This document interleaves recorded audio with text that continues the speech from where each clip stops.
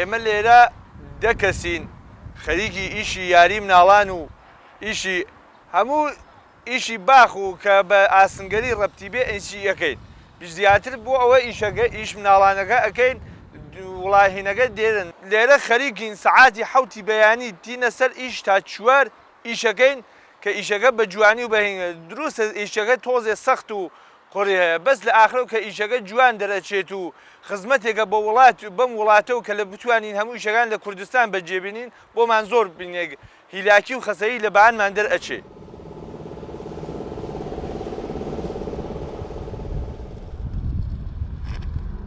ئەم ئیشەی کە ئێمە ئێستا لێرە خەریکین پێویستەکە لێرە ئیحتیمام بن بە شار وڵاتی خۆمان بەڕاستی لەبەرەوەی لە دەرەوە هاوردە نەکرێت ئەم کوالیەتی کە لێرە دروستەکرێت زۆر لەوانی دەرەوە باشترن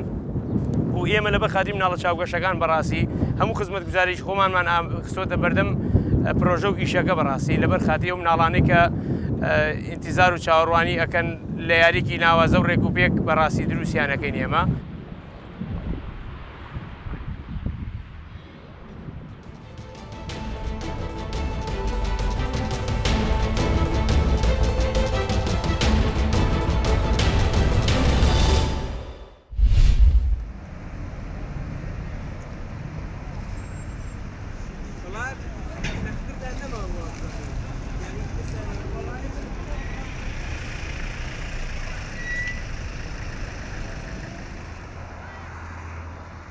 ڕۆژەکەی ئێمە پێکهاتبوو لە پاراستنی ژینگە و هۆشیاریکردنەوەی ژینگەی شاری کەرکووک و دەستمان پێکرد ئێستا لە قۆناغی پێش کۆتایین کە هەڵمەتێکمان ئەنجام داوە ئەویش بڵاوکردنەوەی فلایەری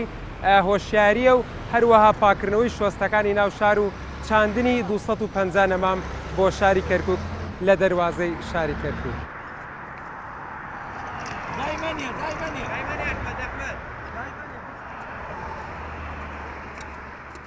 بەڕاستی ژینگەی شاری کەرکووک ژینگەیەکی مەترسیدارە بۆ سەر ژیانی هاوڵاتیان کە هەڵساون بە چاندنی 250 نەمام لە نێو شارەکەدا دەستخۆشیان لێ دەکەم چەند گەنجێکی خۆبەخش هەڵساون بە ئەنجامدانی ئەم کارە.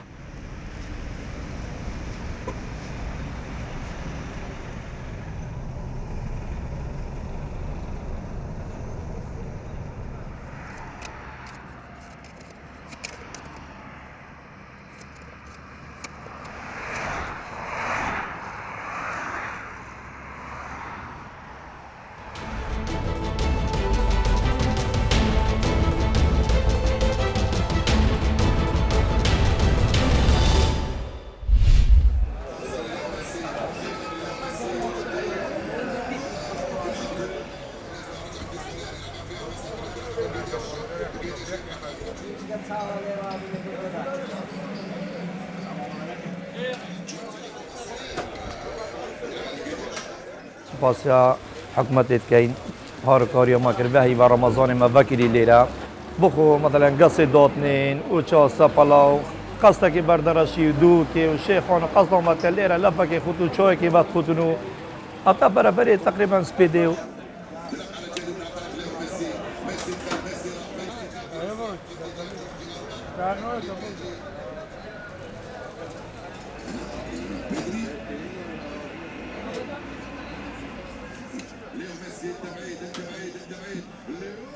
ئەم ڕەمەزانە شەوێتێت لێرە جەوەکەشی خۆشە ڕۆستی ئەڵام تێدا لێرە قەسەڵێرەت کرد بۆ چای خواستن تایبەت چاسە پەلا ئەڵام تێ استراحەتا خۆت کرد و تێت خواردن و خواردنش حتا ساعت 2 شەوێ ئەتمینی